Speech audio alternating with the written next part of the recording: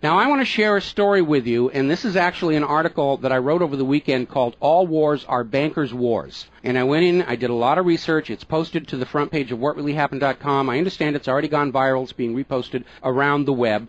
But I wanted to basically tell it to you here on the radio show. And it's a very long story. We're probably going to take the rest of the hour to do it. But it's something that you need to understand, that all of these wars and assassinations that we're told are crazed lone nut assassins or weapons of mass destruction or bringing democracy, all of them track back to the private central bankers as the initiating event. And the more you study this, the more you will realize all the wars are wars for the bankers, for the private central bankers. And I know a lot of people are going to have difficulty comprehending this, just how many of these wars we have fought as a nation were fought for no other purpose than to force private central banks onto nations that did not want them. So we're going to have a few examples so you understand why at this particular time in history the United States government is mired in so many wars against so many foreign nations. And there's plenty of precedents for this. Now, going back to the beginning, the United States fought the American Revolution primarily over King George III's Currency Act, which forced the colonists to abandon their own government-issued currencies and conduct business only using printed banknotes borrowed at interest from the Bank of England. If you go back to the writings of Ben Franklin, direct quote, the refusal of King George III to allow the colonies to operate an honest money system which freed the ordinary man from the clutches of the money manipulators was probably the prime cause of the revolution. That's Ben Franklin. Now, our public schools don't teach that because you're not supposed to know that the bankers were really behind the American Revolution. After the Revolution, the United States adopted a revolutionary, radically different economic system in which the government issued its own value-based currency so that private banks couldn't skim the wealth of the people through interest-bearing banknotes. So the American Revolution was fought primarily to free the American people from King George III's Currency Act, which ordered them to conduct all business using printed banknotes borrowed at interest from the Bank of England. So the Bank of England was just, raking in wealth from the labor of the American people in exchange for ink and paper. And that fueled the anger that led to the American Revolution. Your public schools don't spend a lot of time on that, but that was really what it was all about. So the revolution was over, the United States was born, but the private bankers are nothing if not dedicated to their schemes to acquire other people's wealth, and they knew full well how easy it is to corrupt a nation's leaders. Now, just 1 year after Mayor Amschel Rothschild had uttered his infamous, "Let me issue and control the nation's money, and I care not who makes the laws," private bankers succeeded in setting up a new private central bank called the First Bank of the United States, largely through the efforts of the Rothschilds' chief supporter in the United States, Alexander Hamilton. Now, this First Bank of the United States was founded in 1791, and by the end of its 20-year charter, the First Bank of the United States had almost ruined the nation's economy while enriching the bank's owners. As a result, Congress refused to renew the charter and signaled their intention to go back to a state-issued, value-based currency on which the people paid no interest at all to any banker. This resulted in a threat from Nathan Mayer Rothschild against the U.S. government. Quote, "Either the application for renewal of the charter is granted, or the United States will find itself involved in a most disastrous war." End quote. Congress still refused to renew the charter for the First Bank of the United States, whereupon Nathan Mayer Rothschild railed, quote, "Teach those impudent Americans a lesson. Bring them back to colonial status." End quote. Financed by the Rothschild-controlled Bank of England, Britain then launched the War of 1812 to recolonize the United States and force them back into the slavery of the Bank of England's banknotes, or to plunge the United States into so much debt they would be forced to accept a new private central bank. And the plan worked. Even though the United States won the War of 1812, Congress was forced to grant a new charter for yet another private bank, issuing the public currency as loans at interest, the Second Bank of the United States. Once again, private bankers were in control of the nation's money supplied and cared not who made the laws or how many British or American soldiers had to die for it. So once again, the nation was plunged into debt, unemployment, poverty by the predations of the private central bank, and in 1832, Andrew Jackson successfully campaigned for his second term as president under the slogan, "Jackson and no bank." True to his word, Jackson succeeded in blocking the renewal of the charter for the Second Bank of the United States of America. And this was where that famous quote came from Andrew Jackson. Quote, "Gentlemen, I too have been a close observer of the doings of the Bank of the United States. I have had men watching you for a long time, and I am convinced that you've used the funds of the banks to speculate in the breadstuffs of the country. When you won, you divided the profits amongst you, and when you lost, you charged it to the bank. You tell me that if I take the deposits from the bank and annul the charter, I shall ruin 10,000 families. That may be true, gentlemen, but that is your sin. Should I let you go on, you will ruin 50,000 families, and that would be my sin. You are a den of vipers and thieves. I've determined to rout you out, and by the eternal God, I will rout you out. End quote. Andrew Jackson. Shortly after the charter for the Second Bank of the United States expired, there was an assassination attempt on Andrew Jackson, and it failed when both pistols used by the assassin, Richard Lawrence, failed to fire. Later on, Lawrence explained the motive for the assassination by saying that with President Jackson dead, money would be more plenty. So it was an assassination motivated by the interests of the bankers. Now, our public school system is as subservient to the bankers' wishes to keep certain history from you, just as the corporate media is subservient to Monsanto's wishes to keep the dangers of GMOs from you, and the global warming cult's wishes to conceal from you the fact that Earth has actually been cooling for the last 16 years. So it should probably be no surprise that the financial dimension of the Civil War are not well known to the average American. It's portrayed in our history books and our popular media as an internal dispute over slavery, but in fact it was a war with global implications. When the Confederacy seceded from the United States, the bankers once again saw the opportunity for a rich harvest of debt and offered to fund Lincoln's efforts to bring the South back into the Union at 30% interest.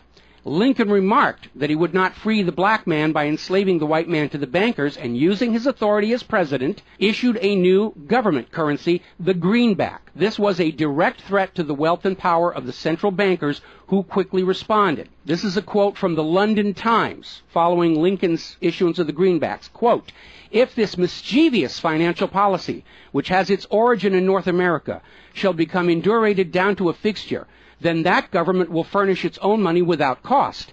It will pay off debts and be without debt. It will have all the money necessary to carry on its commerce. It will become prosperous without precedent in the history of the world. The brains and wealth of all countries will go to North America. That country must be destroyed, or it will destroy every monarchy on the globe."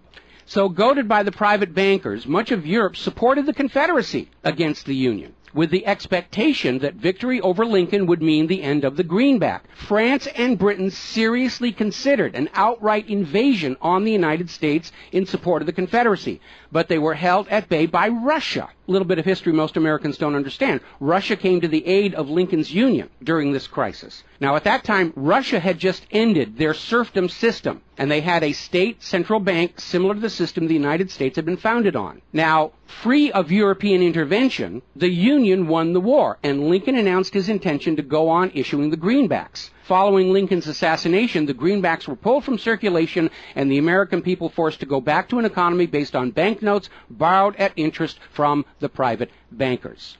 So finally, in 1913, the private central bankers of Europe, in particular the Rothschilds of Great Britain, the Warburgs of Germany, met with their American financial collaborators on Jekyll Island, Georgia, to form a new banking cartel with the express purpose of forming the third bank of the United States, with the aim of placing complete control of the United States money supply once again under the control of private bankers. Owing to hostility over the previous banks of the United States, the name of this third bank was changed to the Federal Reserve, in order to grant the new bank a quasi-governmental image. But in fact, it is a privately owned bank. It's no more federal than Federal Express. In fact, last year, the Federal Reserve successfully rebuffed a Freedom of Information lawsuit by Bloomberg News on the grounds that as a private banking corporation, and not actually a part of the U.S. government, the Freedom of Information Act did not apply to the operators of the Federal Reserve. So 1913 proved to be a transformative year for the nation's economy. First, with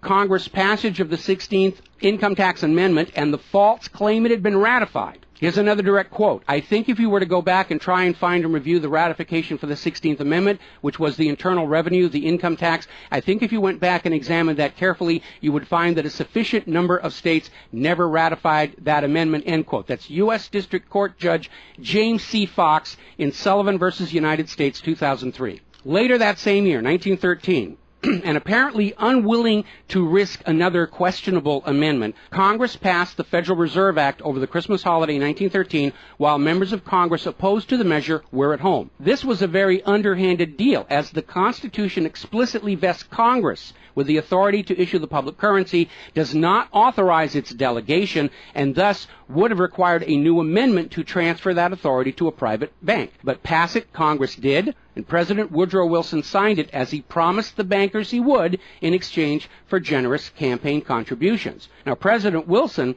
later regretted that decision. You've probably heard this quote before, but you're going to get it again. Quote, "I am a most unhappy man. I have unwittingly ruined my country. A great industrial nation is now controlled by its system of credit.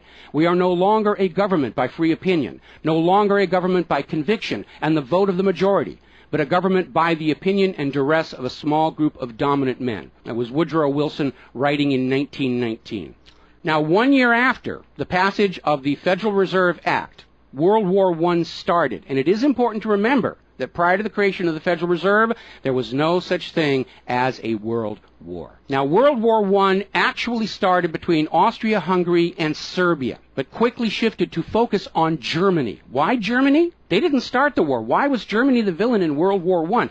Well, the real reason was their industrial capacity was seen as an economic threat to Great Britain. Great Britain's pound was already in decline at the time because too much economic emphasis was on banking and finance, and not enough was on agricultural development, industrial development, and infrastructure. It's very much like the situation we have in the United States right now. All the financial operatives, they want to play the Wall Street games, and other parts of the economy are being neglected. We've lost a great deal of our manufacturing. We're not the agricultural exporter we used to be because everybody's over there at Wall Street playing in that giant open-air casino. Now, pre-war Germany did have a private central bank, but it was under strict control by the German government to keep inflation at reasonable levels and to make sure that all of the German economy was being properly funded, just like Putin did with their central bank about a month ago. Under government control by the German government, investment was guaranteed to internal economic development, and as a result, Germany had become a major manufacturing technological power. They were exporting products that Great Britain could not compete with. So in the media of the day, Germany was portrayed as the main opponent of World War I. And not just defeated, it was flattened. Now, following the Treaty of Versailles, Germany was ordered to pay the war costs of all the participating nations, even though Germany had not started that war. This amounted to 3 times the value of all of Germany itself. Germany's private central bank, to which the German government had gone deeply into debt to pay the cost of the wars, was allowed to break free of government control. That led to the massive inflation of the Weimar Republic, followed, permanently trapping the German people in endless debt. And money speculators were running rampant, and it led to these situations where you had literally a whole basket full of paper notes to get a loaf of bread. Now, when the Weimar Republic collapsed economically, it opened the door for the National Socialists to take power.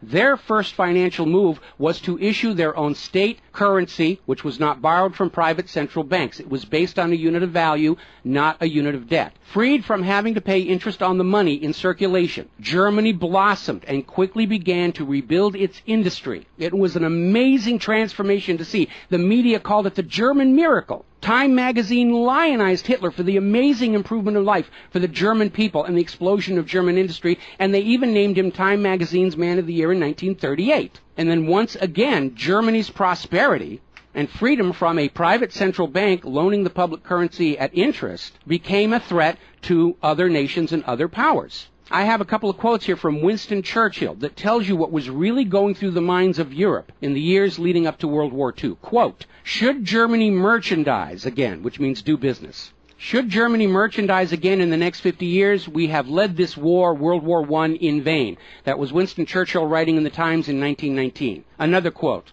"We will force this war upon Hitler if he wants it or not," end quote. Winston Churchill in a 1936 radio broadcast. Quote, "Germany becomes too powerful. We have to crush it," end quote. Winston Churchill in November 1936 speaking to U.S. General Robert Wood.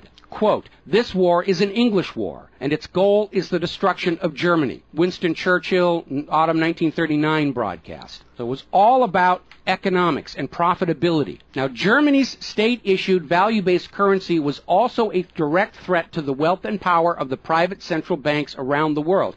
And as early as 1933, they started to organize a global boycott against Germany to strangle this upstart ruler who thought he could run his nation without a private central bank. Now, as had been the case in World War I, Great Britain and other nations threatened by Germany's economic power looked for an excuse to go to war.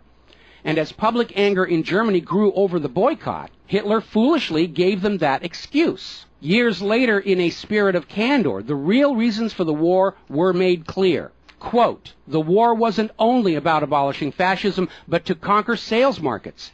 We could have, if we had intended so, prevented this war from breaking out without doing one shot, but we didn't want to." End quote. Winston Churchill to Harry Truman, March 1946. One more quote here.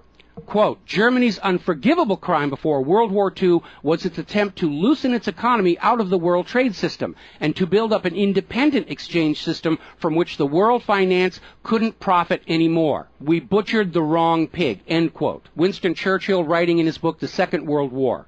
Now, a little side note, we're going to actually step back in time to the years before World War II. A little bit of history a lot of Americans are still completely unaware of. And it involves a gentleman by the name of Marine Corps Major General Smedley Butler. In 1933, Wall Street bankers and financiers had bankrolled the successful rise to power of Hitler and Mussolini. Brown Brothers Harriman in New York, and they're still there. I saw them when I was there for the 9/11 anniversary. They were financing Hitler right up to the day war was declared with Germany. And these Wall Street financiers decided that a fascist dictatorship in the United States, based on the one Mussolini had in Italy, was going to be far better for their business interests than Roosevelt's New Deal, which threatened massive wealth redistribution to recapitalize the working and middle classes of America. So the Wall Street tycoons recruited General Butler to lead the overthrow of the U.S. government and install a Secretary of General Affairs who would be answerable to Wall Street and not the people, would crush social unrest and shut down all the labor unions. General Butler pretended to go along with the scheme, but then exposed the plot to Congress. So they recruited Marine Corps Major General Smedley Butler to lead this coup d'etat because Butler was very popular with the soldiers, and his image as part of this move would help convince the military this was the right thing to do. Now, to his credit, Major General Smedley Butler, remembering his oath to the Constitution, pretended to go along with the scheme, but then exposed the plot to the United States Congress. Congress, then as now in the pocket of Wall Street bankers, refused to act. When Roosevelt learned of the planned coup, he demanded the arrest of the plotters, but the plotters simply reminded Roosevelt that if any one of them were sent to prison, their friends on Wall Street would deliberately collapse the still fragile U.S. economy and blame Roosevelt for it. So Roosevelt was unable to do anything about this attempted coup d'etat until the start of World War II, at which time he prosecuted many of the plotters under the Trading with the Enemy Act. Now, mostly it was glossed over. It was just a rumor, unfounded. It's wacko conspiracy theory. But in 1967, the congressional minutes of Smedley Butler's revelation to Congress of the coup were finally released to the public. You ever see this movie 7 Days in May, Kirk Douglas and Burt Lancaster, about an attempted military takeover of the United States of America? It was based loosely on this story. But of course in the movie, the bankers being behind the Burt Lancaster character was completely removed from the script here. Now, Smedley Butler is also famous for writing a work called War is a Racket. And I would like to read you a quote from that. Quote, "I spent 33 years and 4 months in active military service as a member of our country's most agile military force, the Marine Corps. I served in all commissioned ranks from second lieutenant to major general. And during that period, I spent more of my time being a high-class muscle man for big business, for Wall Street, and for the bankers. In short, I was a racketeer, a gangster for capitalism. I suspected I was just part of a racket at the time. Now I'm sure of it. Like all members of the military profession, I never had an original thought until after I left the service. My mental faculties remained in suspended animation while I obeyed the orders of the higher-ups. This is typical with everyone in the military service. Thus, I helped make Mexico and especially Tampico safe for American oil interests in 1914. I helped make Haiti and Cuba a decent place for the national City bank boys to collect revenues in. I helped in the raping of half a dozen Central American republics for the benefit of Wall Street. The record of racketeering is long. I helped purify Nicaragua for the International Banking House of Brown Brothers in 1909 through 1912. I brought light to the Dominican Republic for American sugar interests in 1916. In China in 1927, I helped see to it that the Standard Oil went its way unmolested. During those years, I had, as the boys in the back room would say, a swell racket. I was rewarded with honors, medals, and promotion. Looking back on it, I feel I might have given Al Capone a few hints. The best he could do was operate his racket in 3 city districts. I operated on 3 continents. General Smedley Butler, former U.S. Marine Corps Commandant, and he wrote that in 1935. So, now moving forward here. As president, John Fitzgerald Kennedy understood the predatory nature of private central banking. He understood why Andrew Jackson fought so hard to end the Second Bank of the United States. So Kennedy wrote and signed Executive Order 11110, which ordered the U.S. Treasury to issue a new public currency called the United States Note. Now, Kennedy's United States notes were not borrowed from the Federal Reserve. They were created by the U.S. government and backed by the silver stockpiles held by the U.S. government. It represented a return to the system of economics the United States had been founded on, and it was perfectly legal for Kennedy to do so under the Constitution. All told, some $4.5 billion went into the public circulation, which eroded interest payments to the Federal Reserve and loosened their control over the nation. 5 months after signing Executive Order 11110, John F. Kennedy was assassinated in Dallas, Texas, and the United States notes pulled from circulation and destroyed. Following Kennedy's assassination, John J. McCloy, president of the Chase Manhattan Bank and president of the World Bank, was named to the Warren Commission. Now, I don't care how good a banker he is, he's not qualified to be investigating a murder, which is what we were told the Warren Commission was all about, to get the truth of the assassination. But we all know that the Warren Commission was there to cover up what was going on, and obviously we can presume safely that John J. McCloy's presence on the Warren Commission was to make sure the American public never got even a hint of the financial dimensions behind the assassination. So, as we enter the 11th year of what I am certain future history will most certainly describe as World War III, we need to examine the financial dimensions behind all these wars. Why are we here? Why are our children being killed and crippled? Is this another war for the profit of the private central bankers? And the answer is yes. Now, toward the end of World War II, when it became obvious that the Allies were going to win and dictate the post-war political environment, the major world economic powers met at Bretton Woods, a luxury resort in New Hampshire, in July of 1944, and they hammered out the Bretton Woods Agreement for international finance. The British pound lost its position as the global trade and reserve currency to the U.S. dollar. There are indications this was part of the price demanded by Roosevelt in exchange for the U.S. entry into the war. Now, absent the economic advantages of being the world's go-to currency, Britain was forced to nationalize their Bank of England in 1946. The Bretton Woods Agreement, ratified in 1945, in addition to making the dollar the global reserve and trade currency, obligated the signatory nations to tie their currencies to the dollar. The nations that ratified Bretton Woods did so on 2 conditions. The first was that the Federal Reserve would refrain from overprinting the dollar, basically as a means to loot real products and produce from other nations in exchange for ink and paper. It basically was an imperial tax imposed by the U.S. economic system on the rest of the world. That assurance of no overprinting was supposedly backed up by the second requirement, which was that the U.S. dollar would always be convertible back to gold by the U.S. government at $35 an ounce. Now, of course, the Federal Reserve, being a private bank and not answerable to the U.S. government, did in fact start overprinting paper dollars, which were sent to other nations around the world, and under Bretton Woods, they had to send back products and produce and raw materials at full value. And much of the perceived American prosperity of the 1950s and 60s was the result of these foreign nations having to send real raw materials, goods, produce, back to the United States in exchange for these little pieces of paper with ink all over them, because they were forced to accept these paper notes as being worth $35 per ounce of gold. Then in 1970, France started looking at this huge pile of printed paper notes sitting in their bank vaults. for which real French products like wine and cheese had been traded, and it notified the United States government that they would exercise their option under Bretton Woods to return all those paper notes for gold at the agreed-upon $35 per ounce exchange rate. The problem was the United States had nowhere near the gold to redeem all those paper notes. So on August 15, 1971, Richard Nixon temporarily, nudge, nudge, wink, wink, say no more, suspended gold convertibility of the U.S. Federal Reserve notes. This Nixon shock, as it was termed at the time, effectively ended Bretton Woods, and many global currencies started to delink from the U.S. dollar. And it created another problem, because the United States had been collateralizing their loans, money borrowed from other governments and foreign investors, with the American nation's gold reserves. And with the awareness that there wasn't enough gold to redeem all the Federal Reserve notes, lenders to the U.S. were starting to wonder, did the U.S. government have enough gold to collateralize their outstanding debts? Foreign nations began to get very nervous about the loans to the United States, and they were understandably reluctant to loan any additional money without some form of collateral.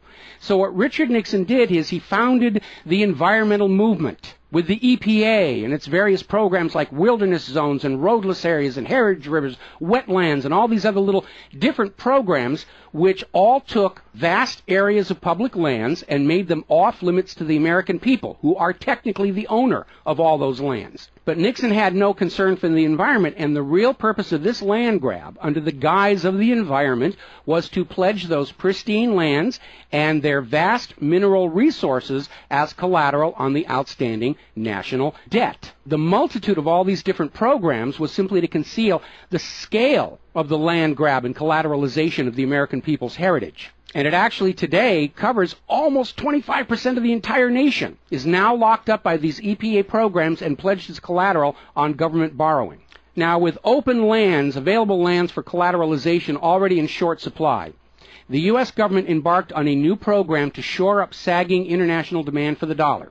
The United States approached the world's oil-producing nations, mostly in the Middle East, and offered them a deal. In exchange for only selling their oil for dollars, the United States would guarantee the military safety of those oil-rich nations. The oil-rich nations would agree to spend and invest their U.S. paper dollars inside the United States, particularly in U.S. Treasury bonds, which would be redeemable through future generations of U.S. taxpayers. The concept was labeled the petrodollar.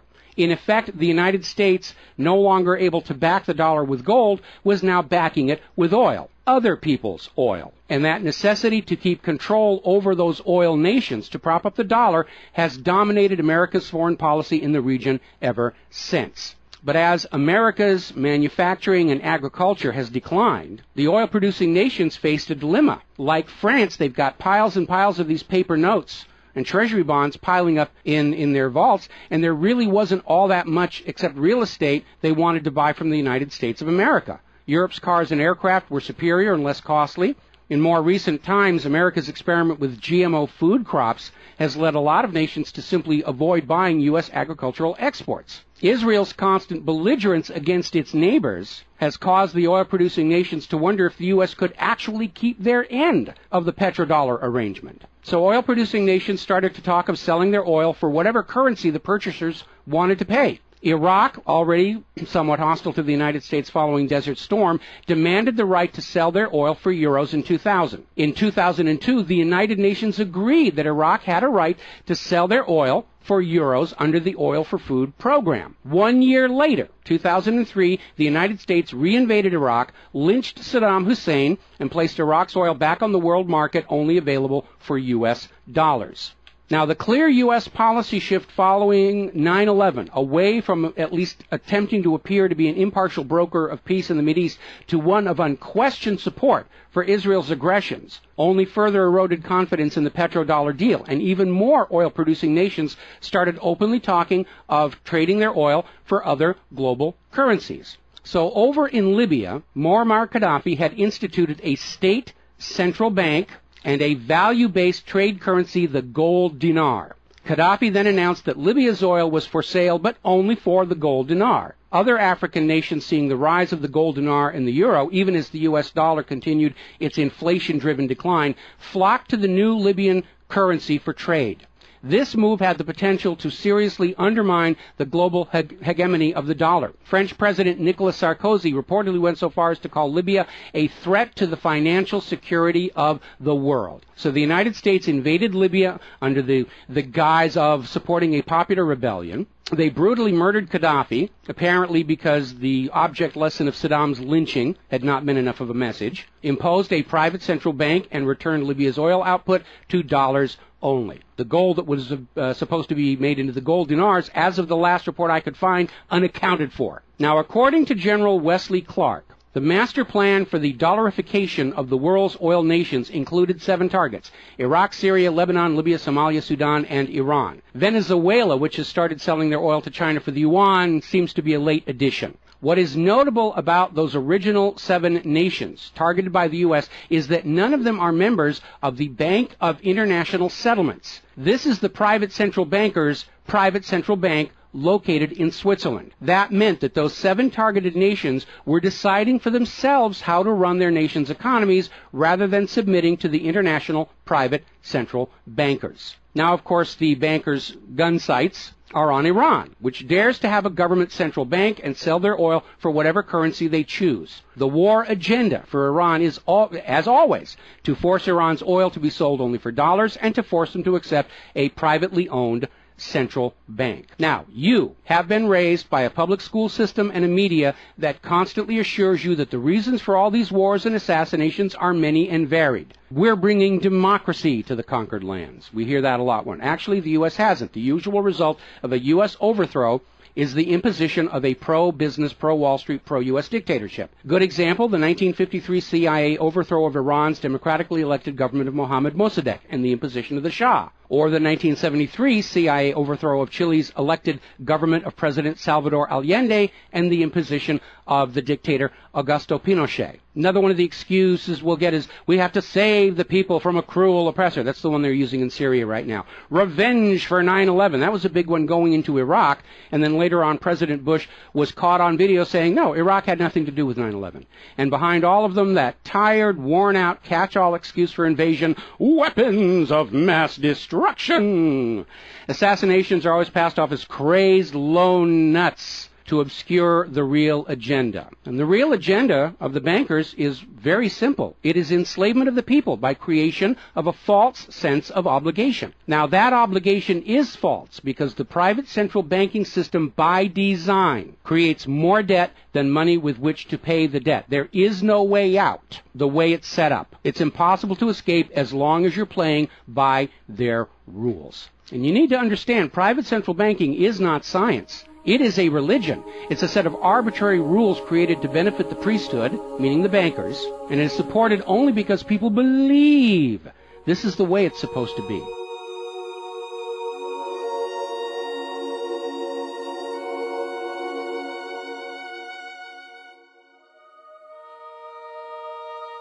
It is a religion. It's a set of arbitrary rules created to benefit the priesthood, meaning the owners of the private central banks. The fraud persists with often lethal results only because the people are brainwashed into believing that this is the way life is supposed to be, and no alternative exists or should even be dreamt of. Now, this same approach, the same brainwashing, was true of 2 earlier systems of enslavement, rule by divine right and slavery, both systems built to trick people into obedience, and both now recognized by modern civilization as illegitimate. So now we are on the verge of a new era in history where we will recognize that rule by debt, rule by private central bankers issuing the public currency as a loan at interest is equally illegitimate. It only works as long as people allow themselves to believe that this is the way life is supposed to be. But you need to understand something that's the core of the issue. Private central banks do not exist to serve the people, the community, or the nation. Private central banks exist to serve their owners, to make them rich beyond the dreams of Midas, and all for the cost of ink, paper, and the right bribe to the right official, and the occasional assassination. But behind all these wars and all these assassinations, the 100 million plus horrible deaths from all of these wars, lies a single policy of financial dictatorship. The private central bankers only allow rulers to rule, only on the promise that the people of a nation be enslaved to the private central banks. Rulers who do not go along with that will be killed, their nation invaded by those other nations still enslaved to the private central banks. The bankers themselves don't fight these wars. Their children are not in these wars. A nation tries to break free of the private central bankers like Libya. All the other nations under the bankers' control pile on and destroy them. This so-called clash of civilizations you are being told about by the corporate media, it's really a war between banking systems, with the private central bankers forcing themselves onto the rest of the world, no matter how many millions must die for it. The constant hate-mongering against Muslims you see in the corporate media lies in a simple fact. Like the ancient Christians, prior to the Knights Templars, Muslims forbid usury or the lending of money at interest because they saw in ancient times, like Rome, how these banking practices could destroy an entire society. And that is the reason our government media insists that Muslims have to be hated and killed and converted. They refuse to submit to currencies loaned at interest. They refuse to be debt slaves.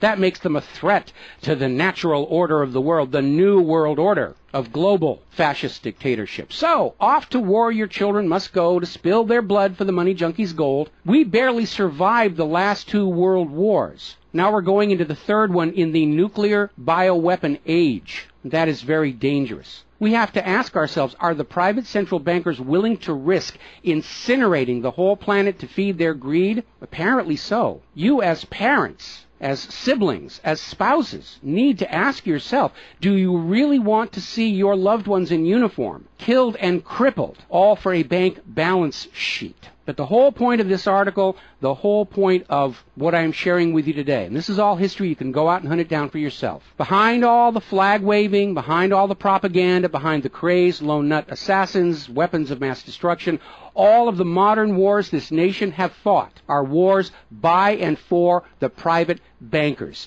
fought and bled for by third parties unaware of the true reason they're expected to gracefully accept being killed and crippled for. And the process is quite simple. We've explained it before on this show. As soon as the private central bank issues its currency as a loan at interest, the public is forced deeper and deeper into debt.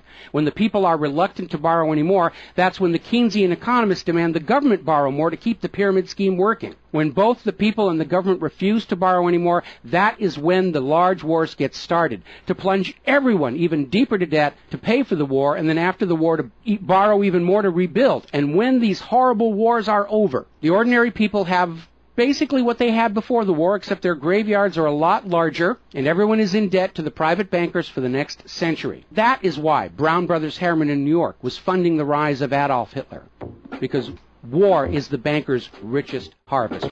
We all need to recognize this is what all these wars have been about. Private central banking, enlarging their domain, imposing their will on nations that do not want it, imposing their system on the rulers of nations who do not want it. Bribery, blackmail, assassination, they will do anything to maintain their stranglehold on the productivity of the world's people. And as long as private central banks are allowed to exist, inevitably, as the night follows the day, there will be poverty, hopelessness, millions of deaths in endless world wars until the earth itself is sacrificed in flames to Mammon. The path to true world peace lies in the abolishment of all private central banking everywhere and a return to the state-issued, value-based currencies that allow nations and people to become prosperous through their own labor and development and efforts. Now, I mentioned the Knights Templars. Prior to the Knights Templars, Christianity, like Islam, forbade usury because Christianity, much of Orthodox Christianity, came out of Rome, and they had seen firsthand what debt-based economies do, even to the Roman Empire. They'd seen it firsthand. So they had a ban on usury. And the Knights Templars were able to basically either bribe or blackmail the Pope to get a special dispensation that allowed them to rent money, is what they called it. They didn't call it usury, they called it renting money. A lot of modern predatory banking practices were pioneered by the Knights Templars. And they plunged Europe into hopelessly unpayable debt until finally French King Philip IV, otherwise known as Philip the Fair, did the only solution he could do. Because he understood, as long as you believed in the rules of the bankers, as long as you played by the rules they created to serve themselves, you are hopelessly trapped. And so Philip thought outside the box, and I know he's demonized for it, but in looking at the history of the Templars, it was his last resort. He sent messages to all of the regions in France, secret orders on the same time, in the same moment, on the same day. All of the Templars were arrested. and their commanderies, which is what they called their banks, were broken into, looking for looted wealth. They didn't find a lot of it. It was a paper empire, just like the Federal Reserve is. It's all based on paper. There's nothing of any real value there. It's all paper notes. And he sent the Templars to prison and execution, except for Scotland and Portugal, where the Pope and King Philip IV really didn't have a lot of control.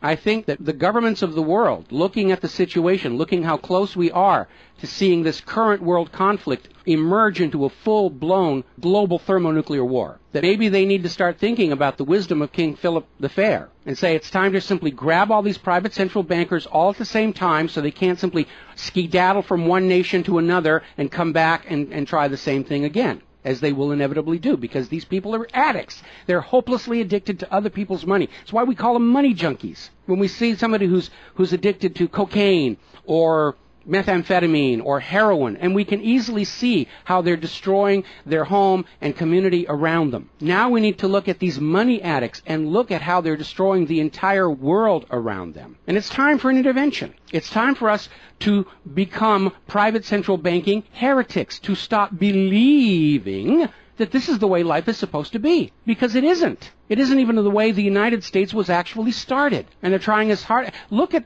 the destruction of our nation. We used to be the world's greatest nation. Now the most generous estimate is we're down to number 16 and still falling. And yet, despite the destruction to our nation, its infrastructure, its children, its quality of medical care, the quality of its manufacturing output, we still are compelled somehow to go out and force this same banking system onto the rest of the world at the point of a bayonet. Does that make any sense at all? Not to a rational human being. To a money junkie, yeah, it's perfect. But we're really at a crisis point in history. And the first step to resolving that crisis, to not let it go any further into a potential nuclear war, is to recognize that private central banking, ruled by manufactured illusion of debt, is no more legitimate a system of governance than rule by divine right or rule by slavery. We all need to recognize the true cause of all the pain and suffering and wars. It's not the terrorists, it's not Al-Qaeda. These are just distractions and set pieces put in front of your eyes so you can't see the very clear pattern behind much of modern human history. It's a war of banking systems, with the predatory private central banks seeking to eradicate any nation and any ruler that would dare try and operate their economy outside the control of the private central bankers. That's the real cause for the war. Is it something you're willing to fight and die for, to support these private central bankers? Is it something you're willing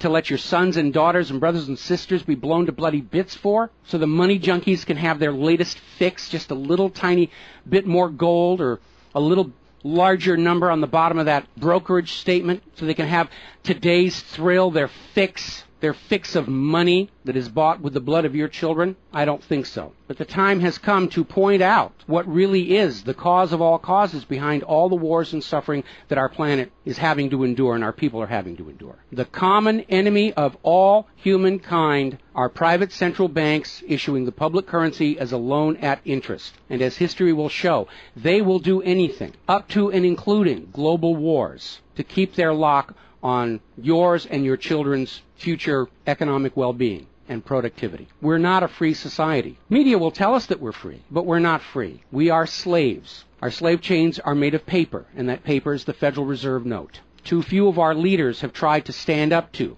this system of enslavement, usually with lethal results. But if all the people of the world at the same time stand up and say no more private central banks, it will come crashing down, just as slavery did, just as rule by divine right did, and then we'll be embarking on a new era in human history, where the emphasis on social development is on the people and not on the money junkies.